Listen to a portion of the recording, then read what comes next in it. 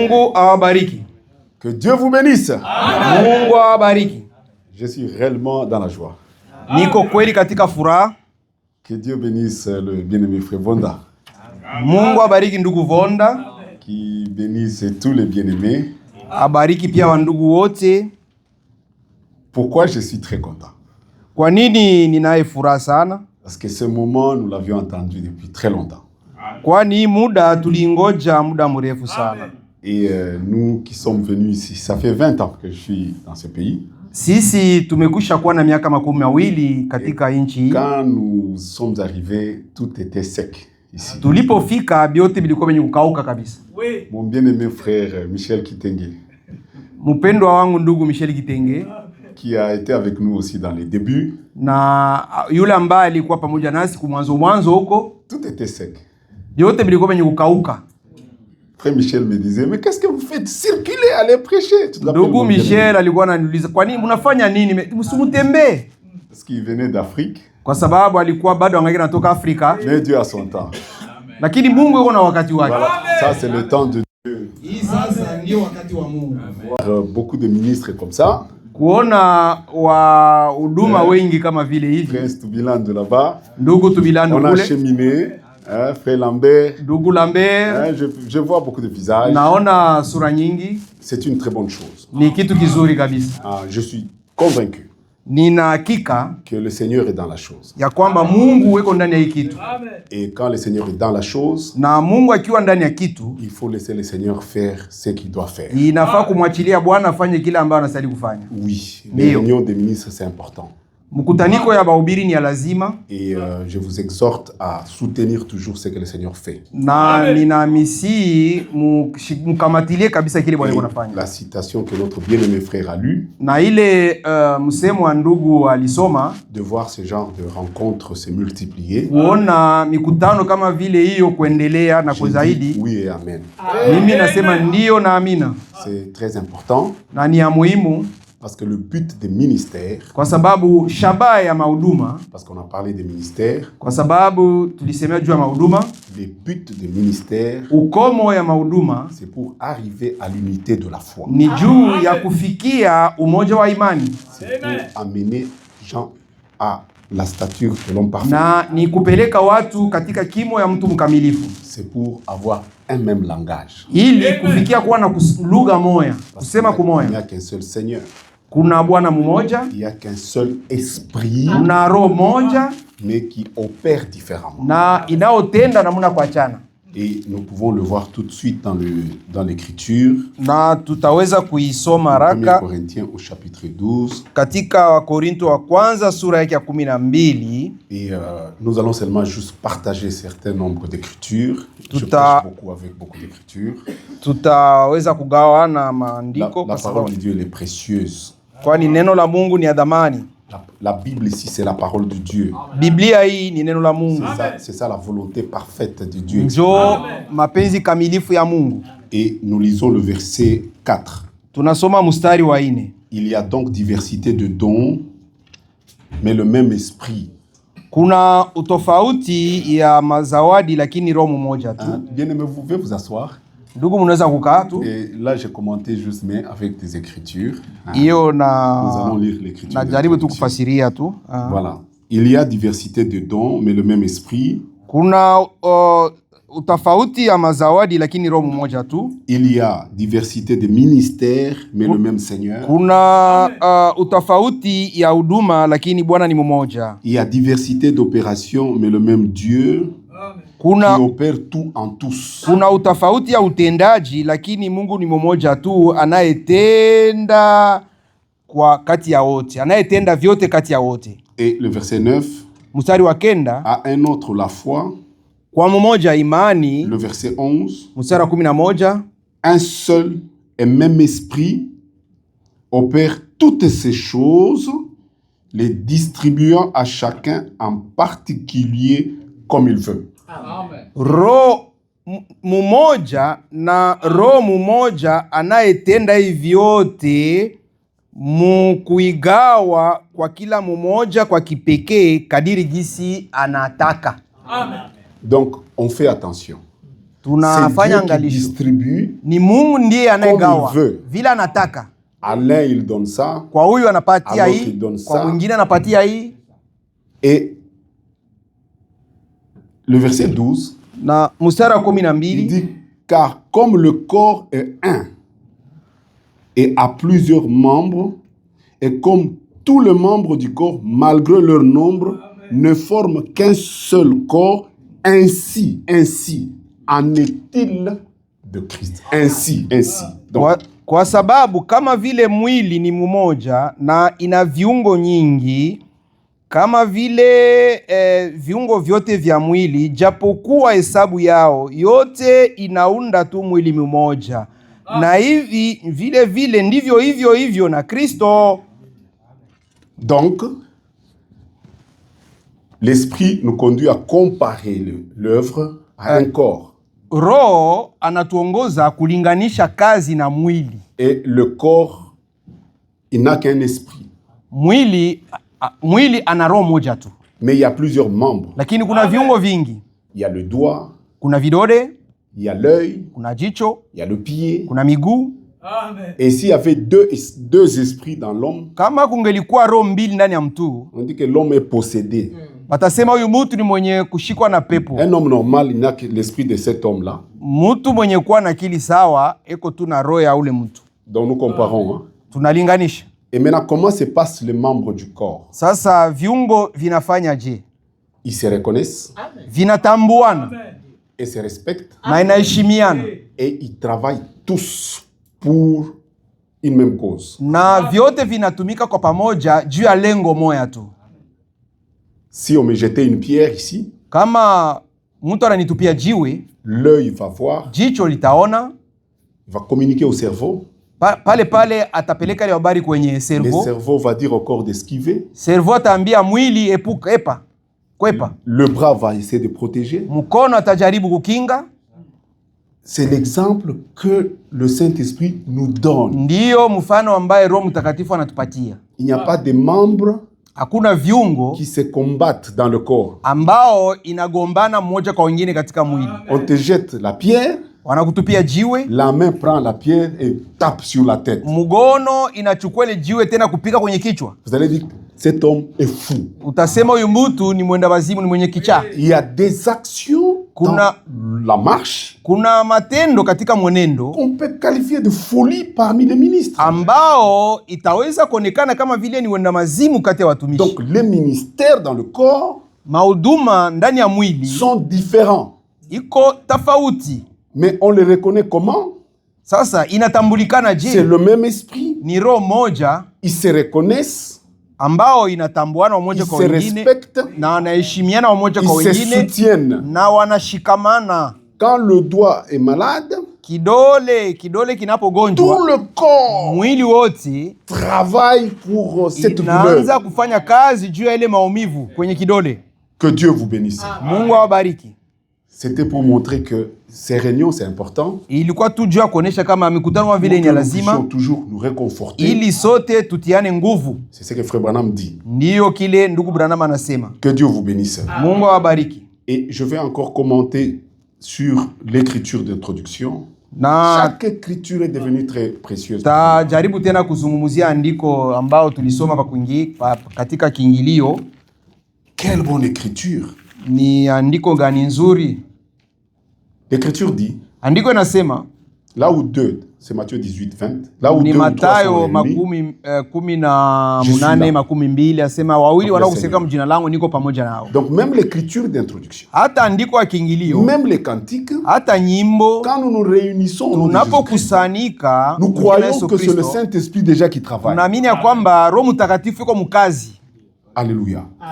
Donc même l'écriture que nous avons lue, Hata andiko ambaye tulisoma, que le frère a lu, ambaye ndugu alisoma, de Matthieu 9, ya Mathayo nous 9, croyons aussi que le Saint-Esprit a pris ça comme un point d'entrée. tuliona ya kwamba Roho Mtakatifu alichukua hayo kama vile kiingilio. Alléluia. Et il prend qui il veut. Et il a pris notre frère, il a Alichukua inspiré. ndugu yetu moja, Et c'est comme ça que Paul enseigne. Na njo vile gisi Paulo anafundisha. Dans 1 Corinthiens au chapitre 14. Katika Wakorintho wa kwanza sura 14. Que faire quand vous vous assemblez? Ni nini mnastahili kufanya mnapokusanyika? Quelqu'un a une révélation? Mmoja yuko na ufunuo. On peut prophétiser tour à tour. Unaweza kutabiri mmoja kwa mwingine. Ici comme prêcher. Na niko nasema hapa kama vile kuhubiri. Selon Apocalypse 19. Fatana na Ufunuo 19. L'esprit de la prophétie. Le Roho témoignage de Jésus-Christ. Roho ya unabii, ushuhuda wa Yesu Kristo ni roho ya unabii. Amen. Dans Matthieu 9. Katika Mathayo 9, le verset 36. mstari wa 36. Voyant la foule, Mkuona il umati, fut ému de compassion pour elle, akasikia huruma juu ya parce qu'elle umati, était languissante et abattue, kwa sababu ilikuwa yenye kuchoka, comme des brebis qui n'ont point de berger. kama vile kondoo wasiyekuwa na mchungaji. Alors il dit à ses disciples, Ndipo sasa akaambia wanafunzi, la moisson est grande. mavuno ni makubwa. Faites attention, disciples, c'est au pluriel, il y en avait beaucoup. Wanafunzi ni Mais wengi, il y a peu d'ouvriers. lakini wafanyakazi, watendakazi ni wachache. Faisons attention, verset 38. Tufanye angalisho 38. Priez donc le maître de la moisson. Mumwombe Bwana wa mavuno. Et le mot, chaque mot, toute écriture est inspirée. Kila andiko inapakizwa na pumzi. Là où c'est dit A, il faut laisser A. Là où c'est dit Mala B, inasemewa A ni kuacha A, mala inasema B kuacha B. c'est quand vous laissez. La parole de Dieu, elle est sensible. Neno la Mungu iko, Elle ne tolère pas haivumilii qu'on y ajoute ni ki qu'on y retranche. kuongeza kitu wala kupunguza, Parce que c'est une sémence. kwa sababu ni mbeko. Si on y ajoute ou on y retranche, Ukiongeza au unapunguza, parce que dans une sémence, kwa sababu ndani ya il y mbeko a tous les germes, toutes les caractéristiques. kuna viungo vyote mule ndani. Une sémence Mbeko qu'un homme dépose, ambaye mwanaume anatia, ça porte déjà les caractéristiques de tout l'homme, de l'homme, la voix, les cheveux. mule ndani muko Vous tabia comprenez? yote ya Mungu. Alors, si la Muko sémence tabia yote est ya un peu, mutu. elle te dérangeait un peu, toi Ça, tu es médecin, tu comprends? Kama mbeko inajaribu kuguswa Je kidogo, parle sous contrôle des médecins. Le docteur nyinyi wa dakta mnajua hiyo qui mambo est là. hiyo. Aujourd'hui, aux États-Unis, on a des enfants qui naissent débiles. Leo On les appelle Marekani, spécial. Pourquoi on a fait? watoto wanazaliwa hawana wenye kuenea. Il y a quelque chose qui ne va pas. Kuna kitu akendeki, Et vous le voyez. na munaona Il y a quelque chose qui ne va pas. kuna kitu akendeki. De la même manière, Njo vile la vile parole de Dieu est sensible. neno la Mungu iko teketeke sana, Elle ne supporte pas l'interprétation. haivumiliaki tafsiri ya kipekee. Ce n'est pas que nous devons dire ce que nous pensons de la parole. Hatupashi kusema kile si tunawazia juu ya neno. C'est-à-dire, j'ai lu une écriture Maana yake nasoma andiko et je vous dis ce que moi je pense de l'écriture. na mifasiria kile mimi nawaza No, juu ya no, no, andiko. no. Hapana, C'est de l'interprétation. hiyo inakuwa ni tafsiri. L'écriture Andiko explique l'écriture. iko nafasiria andiko ingine. On doit aller d'écriture en écriture. Inafaa kwenda andiko moja kwa andiko ingine. Alors la sémence reste pure. Sasa hapo mbeko inabakia safi, Alors elle peut produire la ndipo naissance. sasa itaweza kuzaa. La naissance ne se fait que par la sémence. Uzao unafanyika tu ni kupitia mbeko. Amen. Amen. Alors, nous qui prêchons Sisi ambaye tunahubiri au temps de la fin, wakati wa mwisho, c'est une grande responsabilité. ni majukumu Le makubwa. message du temps de la fin, Ujumbe wakati wa c'est mwisho un message de salut. ni ujumbe ya wokovu. Donc nous avons la vie et la mort. Tuko na Nous devons uzima na mauti communiquer aux gens. ambaye tuko napelekea watu, C'est urgent. ni ya kuharakisha. C'est comme le message de Noé. Ni kama vile ujumbe wa Noa. Ou vous croyez, vous êtes sauvés. Au Ou vous ne croyez unaamini pas, vous allez périr. unaokolewa, au kuamini unangamia. C'est comme le message de Ni Moïse. sawa vile ujumbe wa Musa. C'est la même chose. Iko sawa, Le message du temps de la fin. ujumbe wakati wa mwisho. Alléluia. Amen. Maintenant, le Seigneur dit, Sasa Bwana anasema, priez donc le maître de la moisson d'envoyer des ouvriers dans sa moisson. muombe Bwana wa mavuno atume wafanyakazi ndani ya mavuno, ndani ya shamba. envoyer. atume. Alléluia. Amen. Une autre écriture Andiko ingine peut éclairer celle-là. inaweza kuangazia hiyo. Il faut être envoyé d'abord. Mbele kwanza nafaa kutumwa. Jean 3. Yohane. Comment reconnaître qu'un homme est envoyé de Dieu? Je, utatambua ya kwamba mtu anatumwa na Mungu? Parce qu'il le dit. Dans 1 Corinthiens, on dit que Kwa sababu chacun peut prophétiser et les autres jugent. kwa Korinto wa kwanza nasema mmoja anaweza kutabiri, wengine wanaamua. Les Béréens, ils connaissaient que Paul était appelé. Wale wa kuberea walijua kwamba Paulo alikuwa kuberea. Mais il recevait la parole. Walikuwa napokea neno na haraka sana. Et il vérifiait. Walikuwa nachunguza dans les écritures. ndani ya maandiko Si ce qu'on leur disait était exact. kuona kama kile walikuwa naambiwa niko sawa. C'est très important. Ni ya muhimu sana. Dieu nous a laissé cette parole. Mungu alituachia neno.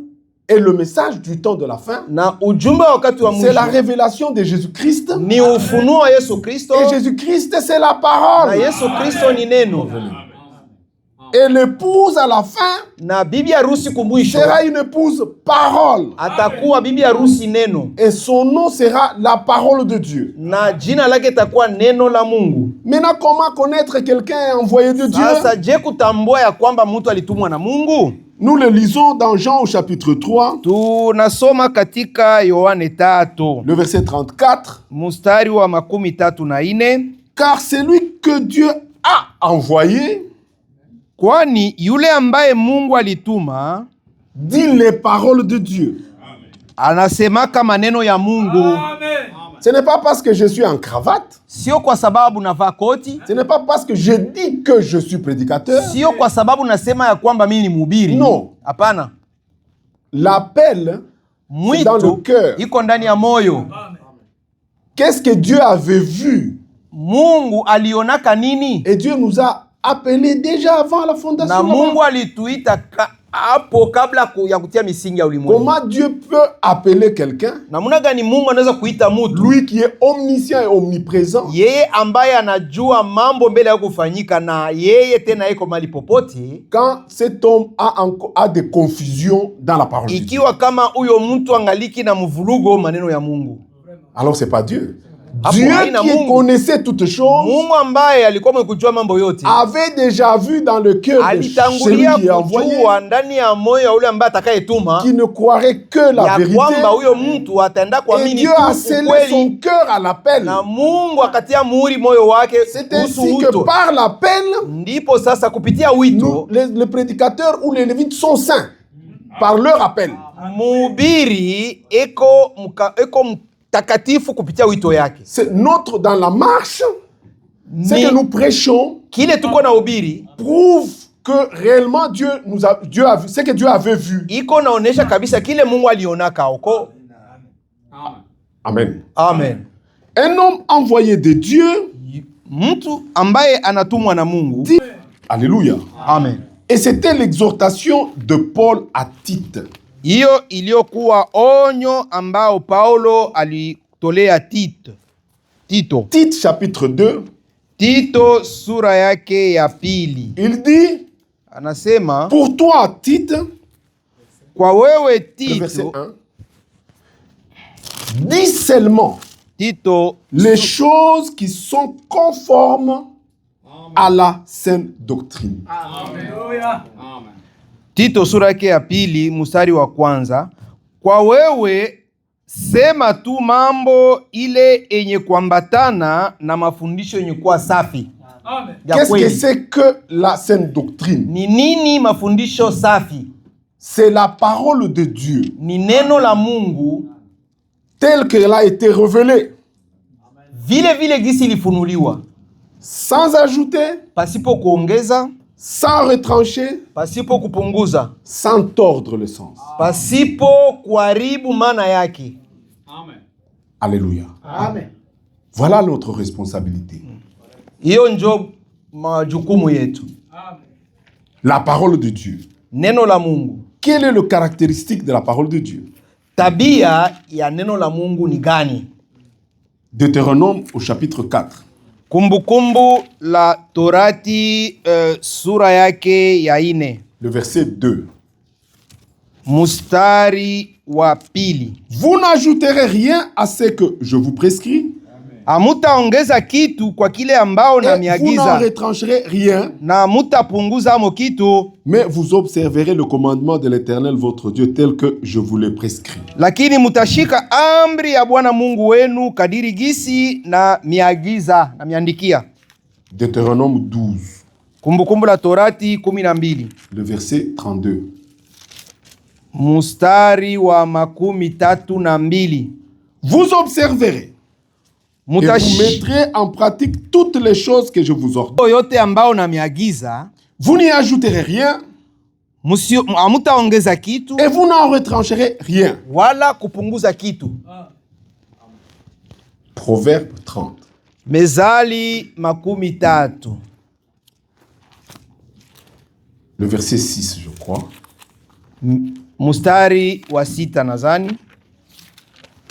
L'Écriture dit, Andiko inasema à partir du verset 5, Mezali 30 kuanzia mstari wa 5. toute parole de Dieu Neno la Mungu loti est éprouvée. limepimwa. Donc tu n'as pas besoin de beaucoup l'expliquer. Elle est déjà éprouvée. Haitaji kufasiria mengi, yo imekwisha kupimwa. Et notre recommandation, Na 2 Timothée 4, Agizo letu prêche la Timothée parole. wa pili 4, ubiri neno. Parce qu'elle est déjà éprouvée. Neno limekwisha kujaribiwa. Prends ça et prêche. Chukua hayo na ubiri. Amen. N'ajoute pas tes pensées. Usiongeze mawazo Ne yako. retranche pas parce que Usipunguze Si je kwa dis sababu ça, nikisema hivi. là on a dit pardon de péché. Dites aux gens pardon de péché. Wale mesemewa msamaha wa dhambi, sema msamaha wa dhambi. Là on dit il est mort pour celui qui nous pardonne de toutes nos iniquités. Psaume 103. Lisez ça, c'est écrit. Wale mesemwa C'est correct. ametusamea mazambi zetu zote. Sema hivyo kwa sababu hiyo ni Zaburi 133. Un homme envoyé de Dieu dit les paroles de Dieu. Yule ambaye anatumwa na Mungu anasema maneno ya Mungu. Toi, dis les choses qui sont conformes à la saine doctrine. Wewe sema vitu ambao vinaambatana na N'ajoute mafundisho rien et safi. ne retranche rien. Usiongeze kitu wala kupunguza. Proverbe 30. Mezali Toute 30. parole de Dieu est éprouvée. Il est un bouclier pour ceux qui cherchent en lui un refuge. Neno la Mungu lote limekwisha kupimwa. Yo ni ngabo kwa wale ambao wanatafuta kwake kimbilio. Le verset 6. Mstari wa 6. N'ajoute rien à ces paroles, Usiongeze kitu kwa maneno yake, de peur qu'ils ne te reprennent et que tu ne sois trouvé menteur. ili asikapate kukukemea na ukapate kuonekana kuwa muongo. C'est bien Ni mzuri d'aller dans le champ. kwenda kupasha habari njema. C'est bien Ni mzuri de prêcher. kuhubiri. Mais nous prêchons quoi? Lakini sasa tunahubiri nini? Alléluia. Amen. C'est une grande responsabilité. Hiyo ni majukumu makubwa. Alléluia. Un homme envoyé de Dieu dit les paroles de Dieu. Yule ambaye anatumwa na Mungu anasema maneno ya Mungu. On ramène tout à l'écriture. Ni kurudisha vyote kumandiko. Notre travail, Kazi yetu, même si c'est une citation de Frère Branham, hata kama ni msemo wa ndugu Branham, nous devons trouver l'écriture qui est conforme à la citation. tunapashwa kupata andiko ambaye inaambatana na La ile parole msemo. vient au prophète. Neno inamwendea nabii, Nous prêchons la parole. sisi tunahubiri neno. Alléluia. Amen. Alors, la conclusion, Kwa jumla c'est Apocalypse 22, ni Ufunuo sura yake ya 22, le verset 18. mustari wa 18. C'est bien, nous voulons aller prêcher. Ni mzuri, tunapenda kwenda kuhubiri. Mais voilà l'avertissement. Sasa Si onyo ni quelqu'un hili. y ajoute quelque chose, Ikiwa mtu anaongeza kitu kimoja, Dieu le frappera des fléaux décrits dans ce livre. Mungu atamupiga na mapigo ambaye inaandikwa ndani ya Et kitabu. si quelqu'un retranche quelque chose des paroles du livre de cette prophétie, Ikiwa kama mtu anapunguza kitu Dieu kimoja, étrangera sa part de l'arbre de la vie et de la ville sainte décrit dans ce livre. ikiwa kama mtu anapunguza kitu kimoja ya maneno ya kitabu ya unabii huu, Mungu atapunguza sehemu yake katika mti wa uzima. Paul disait à Na Timothée, muji takatifu imeandikwa ndani ya kitabu.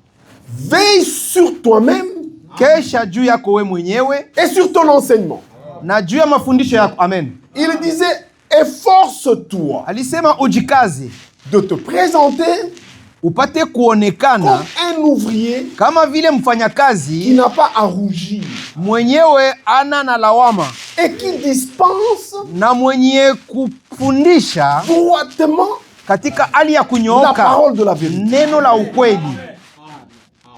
Avant de monter ici, Mbele ya kupanda kwenye mimbari, nous avons la Bible à la maison. tuna Biblia nyumbani. Il y a un effort à faire Kuna kazi ya kufanya pour que quand vous montez, ili unapopanda kwenye vous ne mimbari dites que c'est que la Bible dit. ukapate kusema tu kile Biblia inasema, Amen. Parce que si vous ne le faites kwa pas, sababu usipofanya vile on viendra vous dire ici, et vous allez anza rougir. kuya kukwambia hapa peko hivi, hapa peko, mwisho pale unaweza kupata makali, Et par orgueil, na kwa kiburi tu vas dire non, non, non. Et Unaanza l'ennemi va. Le diable aime l'orgueil. shetani anapenda kiburi, Et Dieu résiste aux orgueilleux. na Mungu anashindana na wenye kiburi, Et Dieu vous lâche déjà. na Mungu anakuachilia pale pale. Vous allez continuer. Vous aurez Utaendelea, de belles vestes. unavala Vous koti aurez la santé. nzuri, Vous allez même voyager. utasafiri na kusafiri. Alléluia. Amen. Efforce-toi Ujikaze de te présenter. ukapate kuonekana. C'est un travail. Hiyo ni kazi, C'est une grande responsabilité. majukumu makubwa. Si moi, Dieu m'avait demandé mon avis, Kama Mungu angeliuliza mawazo yangu, heureusement qu'il ne demande pas l'avis. Il prend qui il veut. vizuri yeye aulizaki On ne maono prie ya pas pour mtu, avoir un ministère. abaombaki jo kupata huduma, On ne s'improvise pas. wala aikalaki ya On ne kustuka doit tu pas en avoir la prétention. au kuwa na nia. Il faut réellement que le Seigneur vous Inafaa appelle. kuwa kabisa, inafaa kweli kabisa Bwana kuite. Verset 20. Celui qui atteste ces choses dit, oui, je viens bientôt. Amen. Viens Seigneur Jésus. Que la grâce du Seigneur Jésus-Christ soit avec vous. Yule anayesema hii maneno anasema ndiyo, nimekuja mwepesi. Il Amina. atteste. Alléluia. Anasema hiyo. Maintenant le titre. Quand j'ai vu l'invitation, de mon frère, Sasa kichwa, wakati nilipata mwito, il dit l'importance du ministère de la parole avant le retour du Seigneur. umuhimu ya mahuduma ya neno mbele ya kurudi kwa Bwana. Mais avant que j'y arrive, Mbele ya kwa nifikie je huko, dois lire Jacques chapitre 3. nitasoma Yakobo sura yake Nous ya sommes 3. partis toujours de notre écriture d'introduction. Tungaliki naendelea na andiko yetu La ya moisson est kiingilio. grande. Mavuno ni makubwa. Priez le maître de la moisson afin qu'il puisse envoyer. Muombe Bwana wa mavuno Et nous apate avons kutuma décortiqué ce que c'est wafanyakazi. que envoyer veut dire. Na tumesema nini Un kutumwa. homme envoyé dit. Yule anayetumwa anasema maneno ya Mungu. Et l'exhortation, c'est Jacques 3. Na onyo ni Yakobo 3. Mes frères, Ndugu zangu, qu'il n'y ait pas parmi vous un grand nombre de personnes qui se mettent à enseigner. kusiwe kati yenu hesabu ya utu wa watu wengi wenye kujitia mkufundisha. Car vous savez que nous, quand Jacques dit nous, c'est-à-dire les prédicateurs, Wakati Yakobo anasema sisi, manake ni mahubiri. nous serons jugés pas sévèrement, plus sévèrement. Kwa sababu tutahukumiwa kwa vikali sana. Amen. Amen. C'est pourquoi il faut réellement que nous soyons d'abord envoyés et appelés. Ndiyo maana inafaa kabisa tuitwe kwanza. Et nous faisons, c'est un grand travail. Ni kazi kubwa. Qui a déjà lu les 1200 prédications de Frère Branham? Nani alishaka soma Honnêtement devant le Seigneur. ile mahubiri ya 1200 ya ndugu Branham? Kwa hakika kabisa, mwenye alishaka soma yote. Vous voyez? Naona. Mais il y a un homme qui a lu ça. Lakini kuna mtu mmoja alisoma hiyo. Pas une fois, mais plusieurs fois. Hapana mara moja, lakini mara mingi. Cet homme s'appelle Ewald Frank. Ule mtu ni Ewald Frank. Il a lu chaque prédication. Alisoma mahubiri yote. Kila mahubiri. Parce que Dieu lui avait, comme dit, Dieu donne à chacun. Kwa sababu kama vile gisi nasema Mungu anapatia kila mmoja. Dieu lui avait donné la capacité. Mungu alimpatia mamlaka De lire. Ya kusoma. Et il a donné. Na alipana. Non pas son temps. Sio wakati wake. Mais sa vie. Lakini maisha yake. Au ministère. Aliipatia maisha yake kuhuduma. Pour établir chaque chose. Ili ya kutia kila kitu. Dans les Saintes Écritures. Katika maandiko matakatifu. Et nous les donner. Na kutupatia nayo. Nous les prédicateurs. Sisi wahubiri. Pour que nous n'ayons pas à chercher. Ili tusiwe wa kuhangaika kutafuta. Tout est là. Vyote viko pale. C'est déjà préparé. Imekwisha kutayarishwa. Nous n'allons pour nous pas nous. Parce que s'il faut dire, Frère Branham a dit, lisez aussi les 1200. Toutes. Merchou que tu as lu. Kwa sababu ikiwa kama utasema ndugu Branham alisema, inafaa usome ile 1200 ya Branham alihubiri. Mais si tu n'as pas lu, kama ayons quand ukusoma, même du respect et de la reconnaissance à celui qui a eu. Inafaa kuwa na heshima na kutambua de le lire. Yule alipata neema na nguvu ya kusoma sio mara moja lakini mara mingi. Na kuitafsiri, kuigeuza. Il a fait 50 ans de ministère. Alifanya miaka 50 ya huduma. Nous ne prêchons pas un homme. Sisi hatuhubiri mtu. Mais nous reconnaissons ce que le Seigneur a lakini fait. Tunatambua kile Bwana alifanya dans notre âge. Ndani ya kizazi chetu. Parce que nous serons jugés plus sévèrement. Kwa sababu hukumu wetu utakuwa mkali sana. Nous ne soyons pas jugés. Il a mis tout sur notre table. Alitia vyote kwenye meza yetu. 2 Corinthiens chapitre 5. Wa Korinto wa pili 5. Chaque ministre, kila mhubiri, comparaîtra atatoa devant le Seigneur, devant ceux à qui il a apporté la parole de Dieu. Chaque. Atatoa hesabu mbele ya yule mwenye ambaye alitoa neno la Mungu. C'est ce que la Bible dit. Ndio kile Biblia inasema. 2 Corinthiens 5. Wa Korinto wa pili 5. L'Écriture dit. Andiko inasema verset 9. Mstari wa 9. C'est pour cela aussi que nous nous efforçons. Notre effort est à ce niveau-là. Nguvu yetu yuko ni pa hiyo kiwango. De lui être agréable. Soit que nous demeurions dans ce corps, soit que nous le quittions.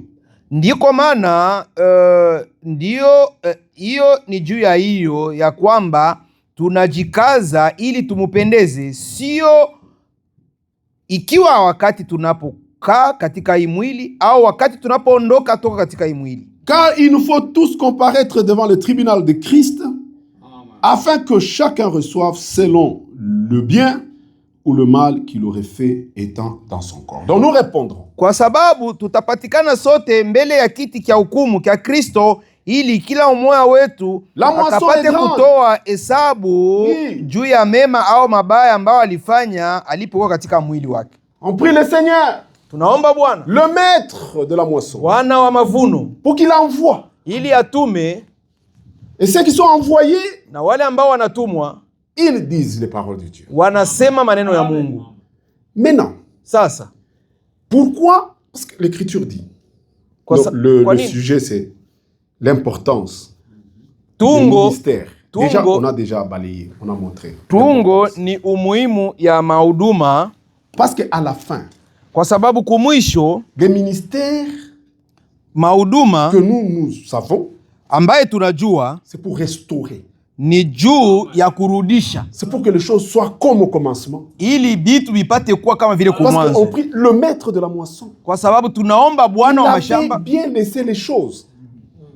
Il faut d'abord, avant le retour, hein, mon frère. Mbele ya kurudia. Le retour du Seigneur, kurudia kwa Bwana, ce n'est pas une invention de frère Branham. Sio mawazo tu ya ndugu Branham.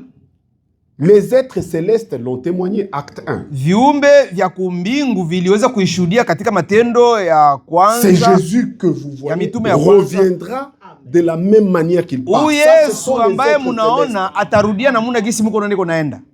Jésus lui-même l'a témoigné. Yesu mwenye alishuhudia. Jean chapitre 14. Yohane 14. Je m'en vais vous préparer une place Nimeenda kumiandalia nafasi. et je reviendrai. Baada hapo tarudia. Et c'est le témoignage de Paul. Na ni ushuhuda ya Paulo. En un clin d'œil. Kwa kufunga na Nous, les kufungula vivants, jisho, nous serons changés. sisi wazima tutabadilika. Donc, le retour du Seigneur, Manake kurudi kwa Bwana, il y a le témoignage des êtres célestes, le kuna témoignage de ushuda Jésus, wa le viumbe wa témoignage de mbingu, Paul kushuda et de tous Yesu, les apôtres. na ushuda wa Paulo, na ushuda wa mitume wengine wote. Branham n'a fait que révéler cela. Branham yeye alifunuliwa tu hiyo. Mais quand Jésus était sur la terre, Yesu alipokuwa duniani, il nous a dit, alituambia, si vous demeurez ikiwa kama mnadumu dans ma parole, ndani ya neno langu, alors vous serez mes disciples. na mtakuwa wanafunzi bangu. Si vous demeurez dans la parole, Ikiwa kama mnadumu ndani ya neno, vous connaîtrez la vérité. mtajua ukweli, Et la vérité va na vous libérer. ukweli itamiweka huru.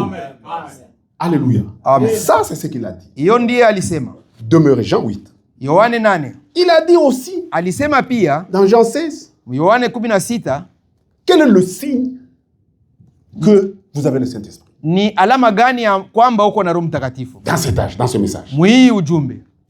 C'est quand vous croyez Ni wakati toute la parole. unaamini neno yote. Ça, c'est ce que Frère Branham a dit. Ndio kile ndugu Branham alisema. Ce n'est pas quand vous parlez en langue. Sio wakati unasema kwa Quand lugha. vous croyez Ni chaque parole. wakati unaamini neno lote. Et c'est conforme à Jean 16. Na inaambatana na Yohane 16. Quand le Saint-Esprit viendra, Roho Mtakatifu atakaye il kuja vous conduira dans toute la vérité. atamiongoza katika ukweli wote. Amen.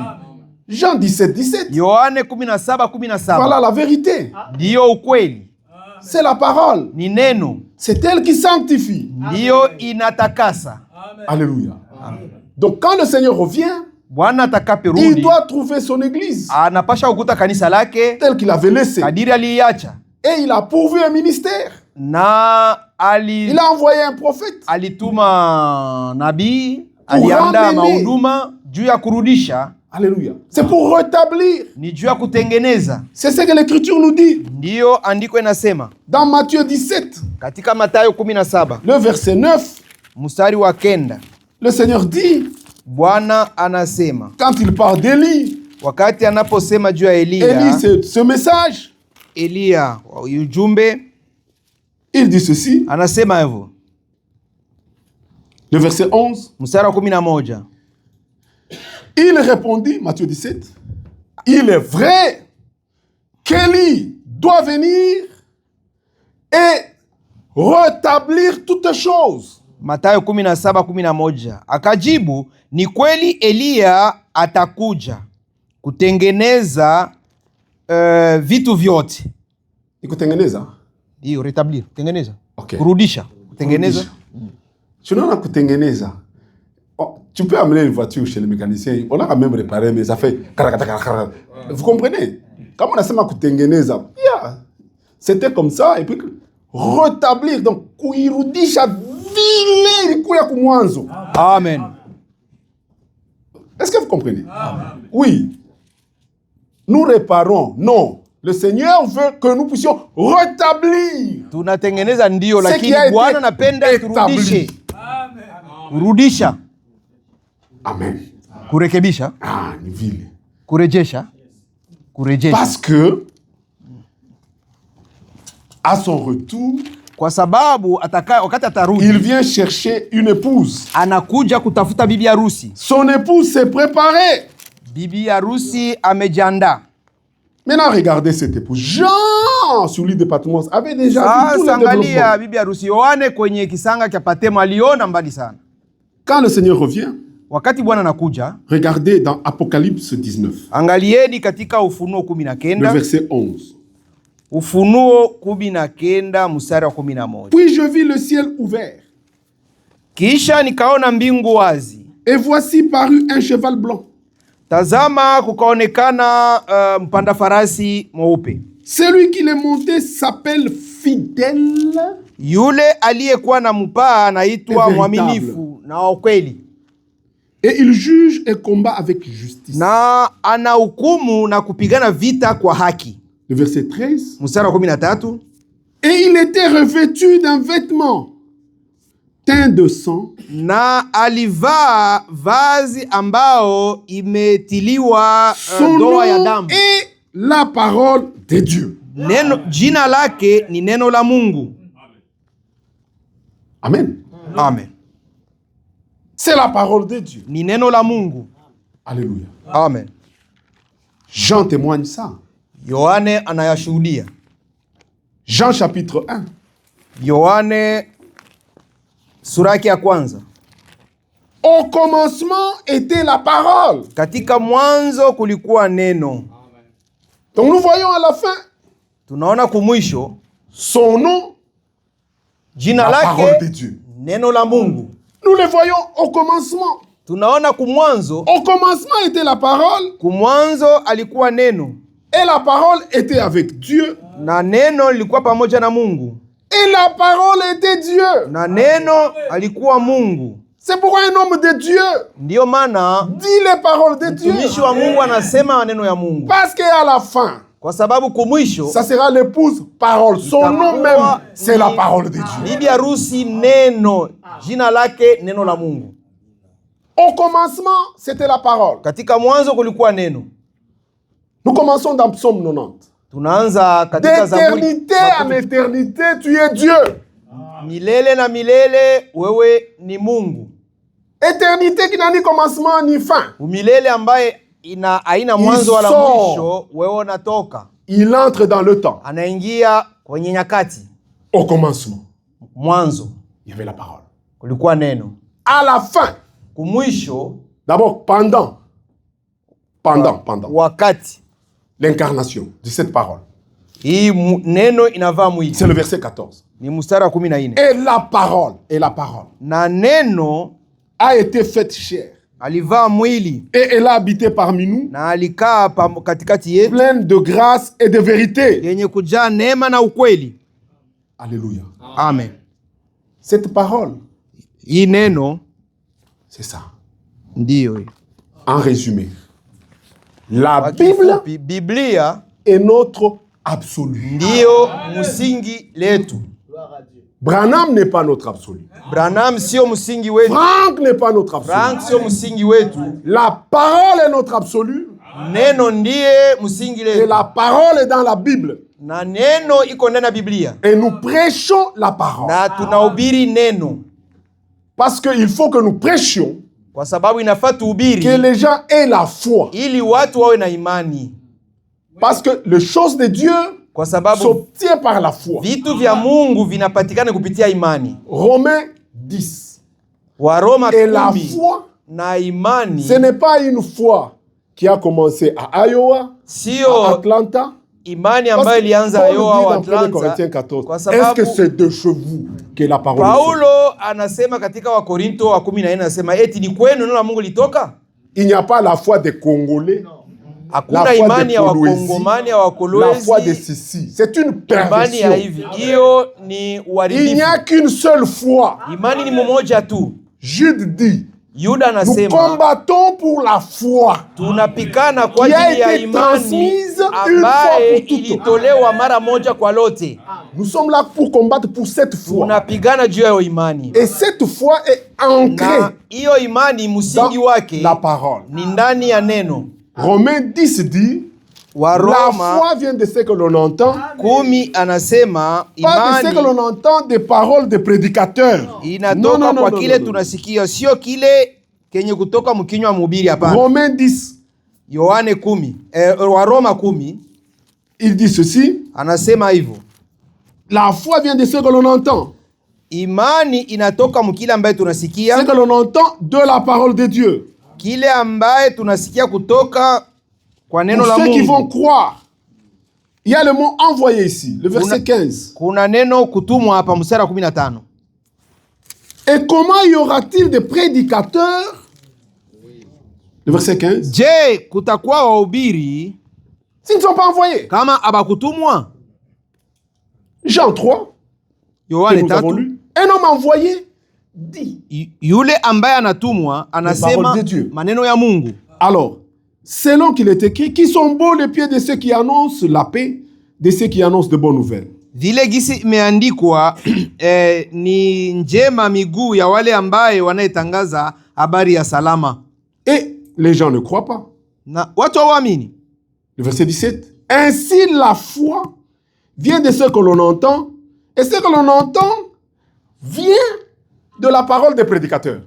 Na hivi imani inakuja kwa kile tunasikia, na kile tunasikia Vient de la inatoka parole de neno ya Christ. mahubiri? Hapana, inatoka neno linatoka Si kwa neno vous la Kristo. prêchez vos pensées, Unapohubiri mawazo yako, vous aurez vos enfants dans l'église. utakuwa na watoto yako wewe ndani ya kanisa. Un homme charismatique de nature, Mtu tu mwenye kuwa na il juhudi, peut conduire des masses. mwenye kuwa na vya kukankamana tu mahali ya Hitler mahubiri, conduisait des anaweza masses kuongoza par watu son wengi, charisme. na ile tu kukankamana kwake konayo. Mais ici, nous parlons de l'œuvre de Dieu. Lakini hapa tuko nasemea juu ya kazi ya Mungu. Que la parole sémence produise les enfants de Neno Dieu. mbeko itoe wana wa Mungu, Parce que qui sont nés selon l'esprit. waliyezaliwa kupitia Roho. Alléluia. Si nous, voilà pourquoi nous...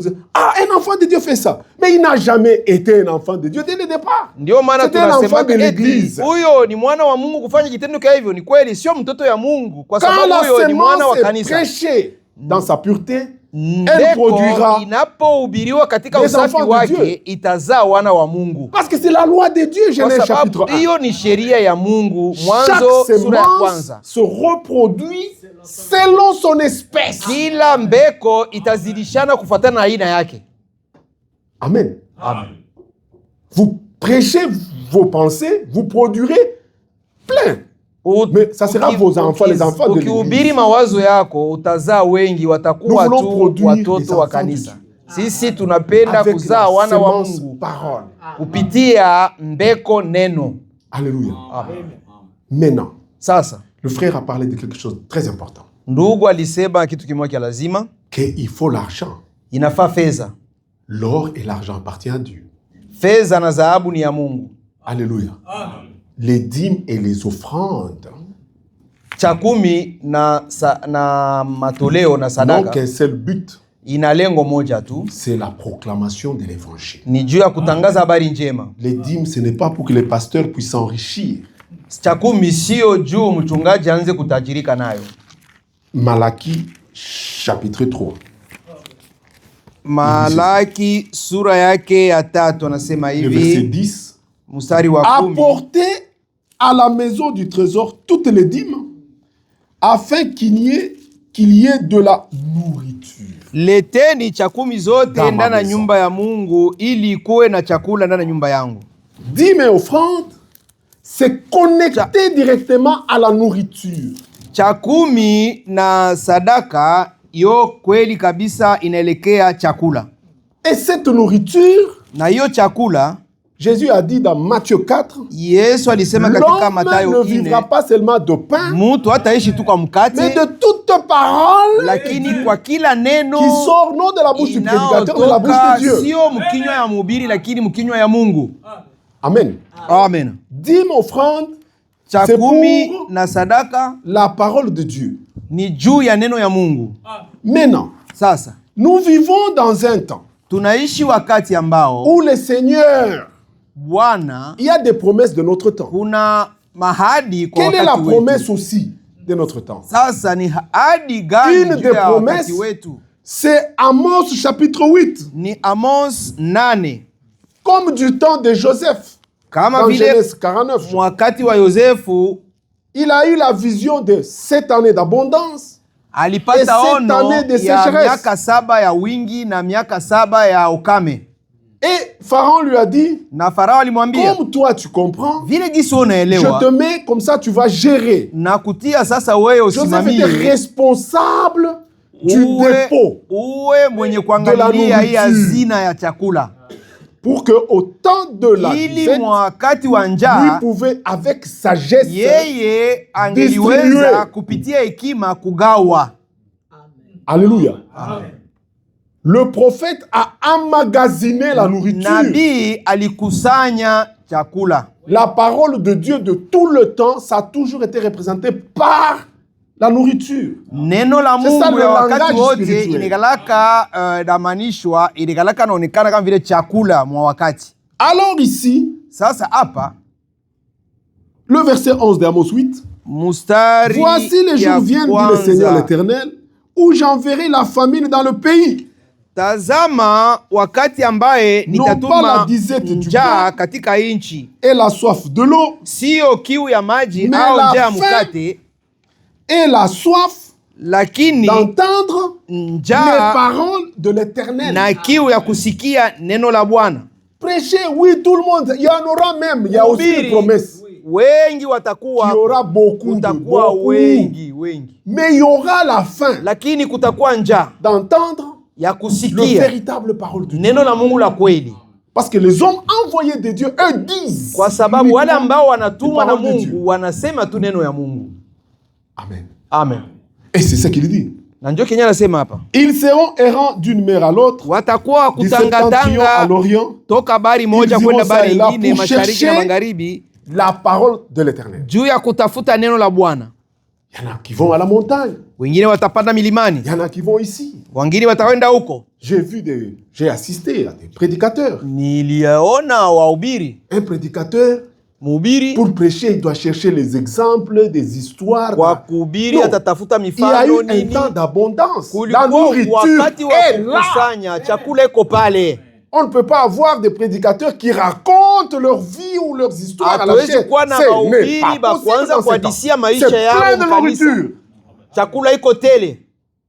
Alléluia. Amen. Déjà préparé. Imekwisha kuandaliwa. Mais aussi c'est un temps de la famine. Tena vile vile ni wakati wa njaa. Alléluia. Et la question Na ulizo de la nourriture, ya chakula, regardez ce que Jésus dit ici, angalia kile Yesu anasema hapa dans Jean 4. katika Yohane sura yake ya 4. Et la nourriture, c'est la parole de Dieu. Na chakula ni neno la Mungu. Il dit ceci, Anasema hivyo dans Jean 4. Yohane 4. Prenons le verset 31. Tubebe mstari wa 31. Pendant ce temps, Muda ya wakati les disciples le pressaient de manger, disant, Rabbi, mange, mange, mange. wanafunzi walikuwa na mkaza kusema, Bwana kuja, mwalimu kula. Mais il leur dit, Lakini akawaambia, j'ai à manger mimi ninaye une chakula, nourriture que vous ne connaissez pas. ninaye chakula ambaye nyinyi hamjui. Les disciples se disaient donc, Wanafunzi les uns wanaanza les autres, kujiuliza wamoja kwa wengine, quelqu'un lui aurait-il apporté à eti manger? kuna mtu alimuletea chakula ya Maintenant, kula? regardez ce verset 30. Sasa angalia mstari wa 34. Il y a 3 mots-clés dans un seul verset. Kuna maneno matatu Jésus kamili leur ndani ya dit, mstari. Yesu akawaambia, ma nourriture, chakula langu, première clé, est de faire la volonté de Dieu, funguo ya kwanza ni kufanya Deuxième mapenzi ya Mungu, de celui qui m'a envoyé. Il y a même 4. Troisième clé, envoyé, et d'accomplir son œuvre. My God. kufanya mapenzi ya yule ambaye alinituma na kutimiza Nourriture. kazi yake. Volonté, envoyé, Chakula, œuvre. mapenzi, kutumwa na kutimiza. La moisson, c'est l'œuvre. Vous ne pouvez pas être Mavuno dans ni l'œuvre kazi. sans vous conformer à l'envoi, Hauwezi kuwa mkazi pasipo sans kuwa sawa na connaître ce que mwito, Dieu fait dans votre temps, pasipo la kujua volonté de kile Dieu, Mungu anafanya wakati wako, et sans mapenzi ya la Mungu, nourriture. na pasipo kuwa na chakula. Alléluia. Amen. Alors, avec ça, Pamoja na hiyo vous allez comprendre, mtaelewa, vous comprenez déjà Malachie 4, munaishaelewa Malaki 4, nous avons lu dans Matthieu 17, tulisoma verset 11, Mathayo 17 Élie mstari wa viendra 11. et rétablira. Eliya atakuja na kurejesha. Les disciples prêchaient avec la Bible. Wanafunzi walikuwa na ubiri pamoja na Biblia. À la fin, Kumwanzo na on doit kumwisho avoir aussi des prédicateurs capables tunapasha kuwa na wahubiri de prêcher avec la Bible. wenye kubiri, wenye kuwa na Biblia. L'épouse s'est préparée. Bibi harusi alijiandaa, Et quand nous regardons, na tunapoangalia nous voyons que son nom, quand il redescend, tunaona jina lake wakati anaposhuka c'est la parole de Dieu. ni neno la Mungu. Nous voyons la parole de Dieu au commencement. Jean 1. Tunaona neno la Mungu kumwanzo, Nous voyons cette parole tunaona lile incarnée neno au verset 14. mstari wa 14, Et nous voyons cette parole être révélée Na tunaona hii neno inafunuliwa. Et nous voyons cette parole être appelée nourriture. Na tunaona tena hiyo neno inaitwa chakula. Alléluia. Une semence. Mbeko. Qui ne doit pas être altérée parce qu'elle contient toutes les ambao caractéristiques. haipashi kuharibishwa. Alors, vous comprenez. Et nous voyons une promesse qu'il y aura une famine.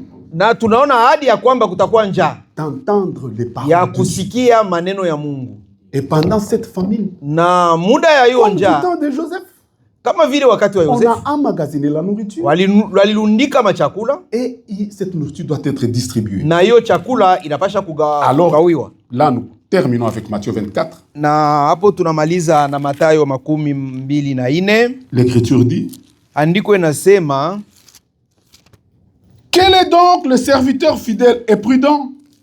Il faut de la sagesse.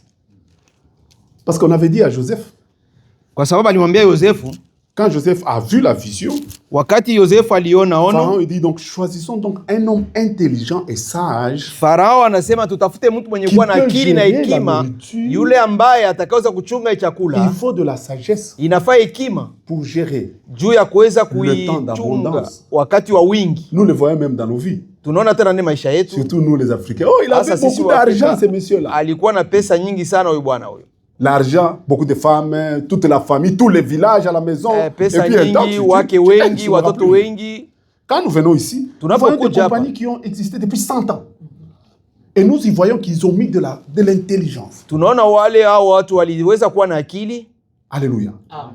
Et Pharaon a dit, Na Farao alisema, cet homme c'est toi Joseph. huyo mtu ni wewe Yosefu. Il était placé sur le dépôt. Alitiliwa angalilie ile Pour la hazina nourriture. ili kuwe chakula. Et le Seigneur pose ici. Na- C'est à la fin. Il Na parle du temps de Bwana la fin. natia hapa kumwisho. Matthieu 24 ici. Mathayo Jésus est en train, c'est la dernière 24. semaine de Jésus-Christ sur la terre. Njo juma ya mwisho ya Bwana Yesu Kristo duniani. Vous le voyez dans Matthieu 23, 24. C'est une Munaona Mathayo semaine. 23, venu de 24, alitoka Galilaya, Il monte à Jérusalem, anapanda ku où il Yerusalemu devrait mourir. kwenye alipasha kufa. Il fait la dernière sainte scène. Il Anafanya institue meza ya une nouvelle mwisho alliance ya meza ya par Bwana son ya sang. mwisho na Et il kufanya pose la agano. question, Na anauliza, quel est donc le serviteur fidèle et prudent, ni mtumishi gani yule mwaminifu na le maître de mwangalifu la moisson?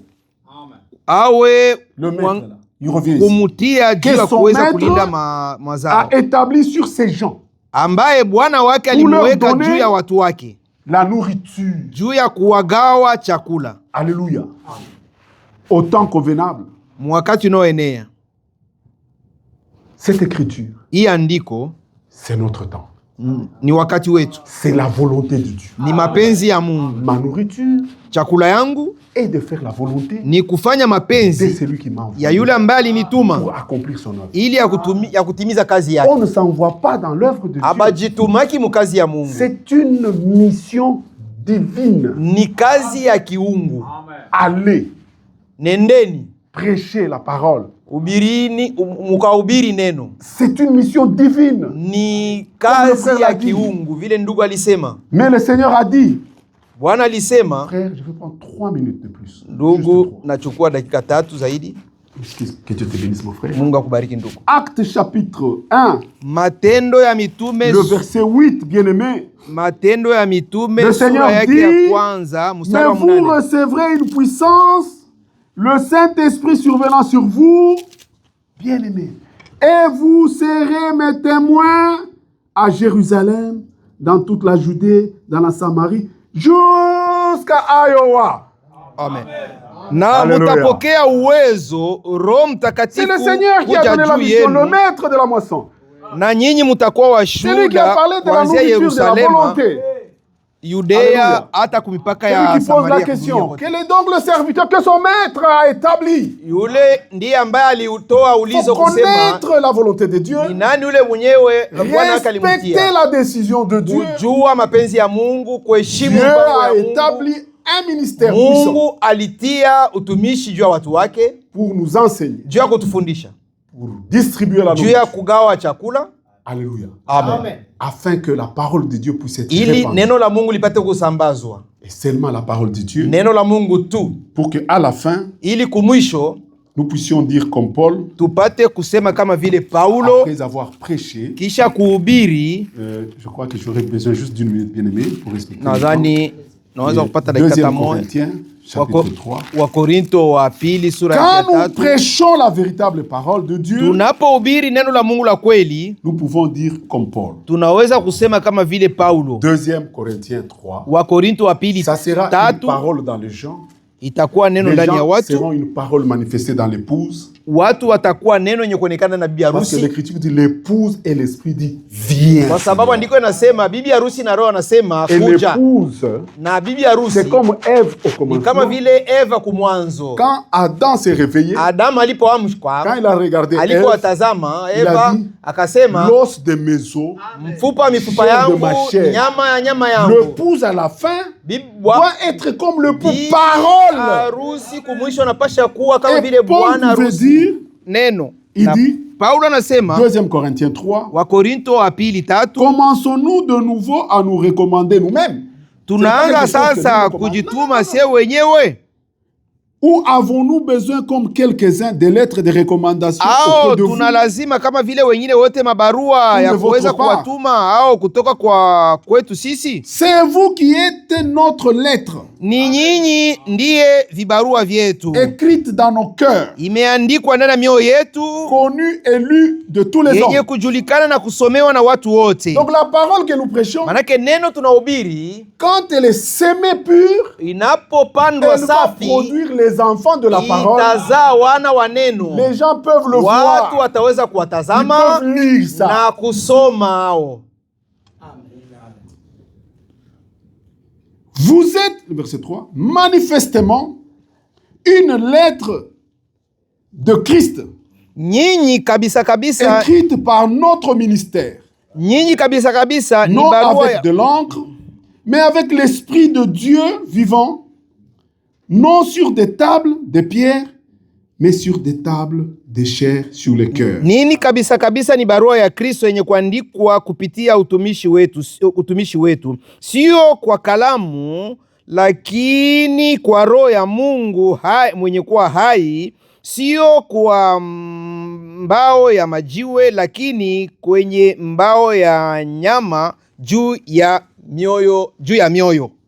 Le verset 5. Ce n'est pas à dire que nous avons par nous-mêmes capables, nous soyons par nous-mêmes capables de concevoir quelque chose comme venant de nous-mêmes. Ça ne doit pas venir de nous-mêmes. Mstari wa 5, sio kusema ya kwamba sisi tunajitia kusema kama tunajiweza, kusema ya kwamba tunajitungia kitu kimoja sie benyewe kama vile nye kutoka kwa sie benyewe. Notre capacité, au contraire, Uwezo wetu vient de Dieu. inatoka kwa Mungu. Il nous a rendus capables Alitufanya kuwa na d'être uwezo ministres kuwa wa huduma d'une nouvelle alliance, wa agano jipya, non de la lettre, sio ya barua mais de l'esprit, lakini ya roho, car la lettre kwa tue, sababu roho andiko inaua l'esprit lakini vivifie. roho inapakiza uzima. Alléluia. Je vais résumer. Ninapenda kufupisha. La moisson est grande. Mavuno ni kubwa. Priez le maître de la moisson. Le maître. Muombe Bwana Pour wa qu'il puisse mavuno envoyer. akapate kutuma. Quand lui envoie, Yeye anapotuma il dit un homme envoyé asema yule ambaye anatumwa dit les paroles. anasema maneno ya Mungu. Alléluia. Amen. Parce que les prophètes c'était les amis de l'époux. Kwa sababu manabii balikuwa marafiki ya bwana harusi. L'ami de l'époux entend la voix. Yohane Mbatizaji alikuwa rafiki wa bwana harusi, alikuwa anasikia Mais nous, nous sauti. sommes Lakini l'épouse. sisi ni bibi harusi. Et l'épouse c'est l'os de ma chair. La parole bibi et harusi l'époux ni sera la wakati- même chose. Bibi harusi na bwana harusi ni kitu kimoja. Et à la fin, Sasa kumwisho c'est comme au commencement. Au ni kama commencement vile était la parole. kumwanzo. Kumwanzo kulikuwa neno Et à la fin, ce sera la parole. na kumwisho kutakuwa ni neno. Et pendant la famine, Na wakati wa njaa ma nourriture, chakula langu, c'est la parole de Dieu. Chakula L'homme ni ne neno vivra ya pas Mungu. seulement de pain.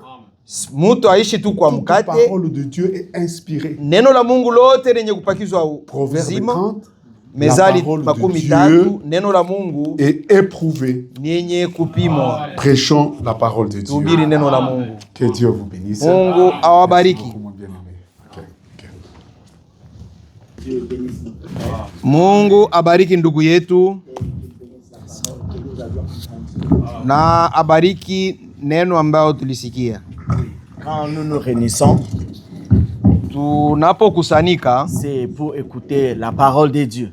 ni juu ya kusikia neno la Mungu, Parce que Dieu fait toutes choses par sa parole. kwa sababu Mungu kitu kyote anafanya ni kupitia neno lake, Que ce soit ce qui est visible, ikiwa yenye kuonekana na macho que ce soit ce qui est invisible, au isiyoonekana na macho, tout a été créé par la parole. yote iliumbwa na neno la Mungu. Et nous sommes des croyants de la parole. Na sisi ni waamini wa neno, Et la parole sous la forme écrite, c'est la Bible. na neno kwa mfano ya maandiko ni Biblia. Frère Branham, devant des milliers de gens, Ndugu Branham mbele ya watu wengi il avait levé ses livres ici, alinyangua hii Biblia que Frère Franck appelle les livres les plus lus. ambao ndugu Frank Et anaita il a kitabu dit ambayo que inasomwa c'est sana. ça mon absolu. Asema hii ndiye msingi yangu. Et si nous sommes des chrétiens, Tunapokuwa wa Kristo, l'absolu de Frère Branham, msingi wa Branham c'est l'absolu de Frère Franck. ni msingi wa ndugu C'est Frank, aussi mon absolu. ni msingi pia Ça wangu. doit être notre absolu à nous. Pia na sisi napaswa kwa msingi wetu. Ne faisons pas comme des Branhamistes. Tusifanye kama vile wa Nous Branhamistes. ne suivons pas Branham. Sisi hatufuati Branham, Nous ne suivons pas Franck. hatufuati Frank. Les Branhamistes veulent Branham. Wa Branhamistes banapenda Les Branham, Frankistes veulent Franck. Frankistes banampenda Mais Frank. nous prêchons Jésus-Christ. Sisi tunahubiri Yesu Jésus-Christ Kristo, est crucifié. Yesu Kristo mwenye kusulubiwa. Que Dieu puisse vous bénir Mungu awabariki et qu'il bénisse sa parole. na akabariki neno lake. Maintenant, nous allons nous lever. Sasa tutasimama, Nous chantons un cantique tutaimba mwimbo, et nous allons tous prier le Seigneur. tutaomba Bwana. Les remerciant pour cette première partie. Mshukuru kwa hii sehemu ya kwanza.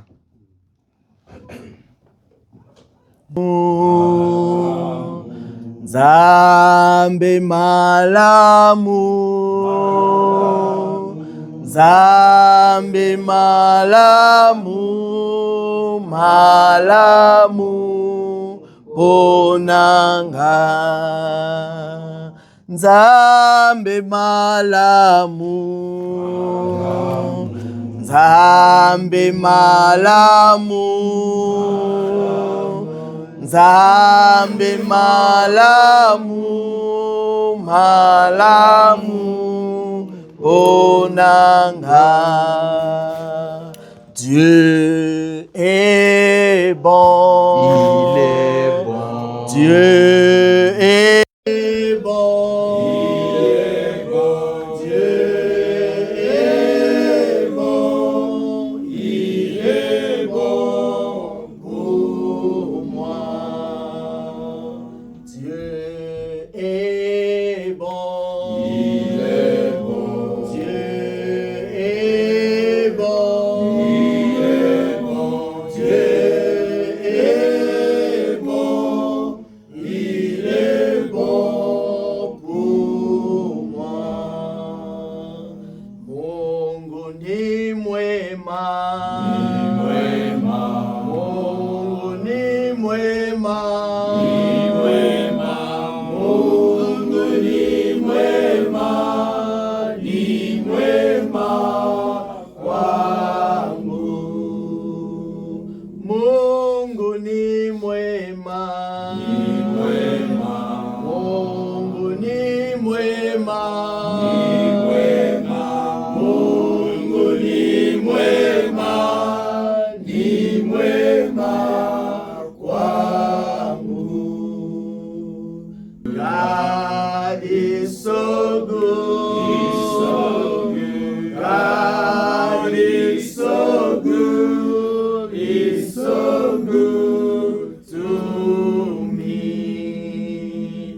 God is so good. He's so good. God is so good. He's so good. God is so good. He's so good to me. Alléluia. Alléluia. Alléluia. Amen. Prions tous ensemble.